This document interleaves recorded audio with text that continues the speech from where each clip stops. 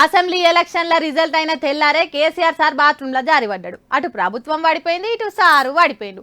దెబ్బ మీద దెబ్బ అని కార్ పాటోలు కండ్ల నీళ్లు తీసిండ్రు. ఇక ఎమ్మెల్యే గెలిచిన కాడ నుంచి సార్ ప్రమాణ స్వీకారం చేసే ఛాన్సే రాలేదు.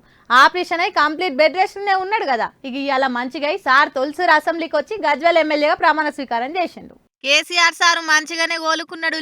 చూడురి ఎంత హుషారుగున్నాడో సారు.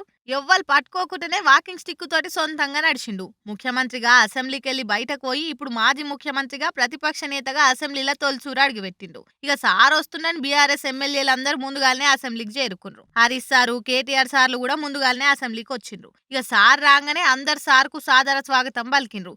సీదా స్పీకర్ రూమ్ లకు పోతే స్పీకర్ సార్ కేసీఆర్ సార్ తోటి ప్రమాణ స్వీకారం చేపించారు. అయితే ఈ ప్రమాణ స్వీకారానికి బీఆర్ఎస్ కెళ్లి గెలిచిన అందరు ఎమ్మెల్యేలు హాజరు పడ్డారు గాని మొన్నట్ల సీఎం రేవంత్ ని కలిసిన కొత్త ప్రభాకర్ రెడ్డి రాలేదు. దీంతో అందరికి మళ్ళీ అనుమానం షురువైంది.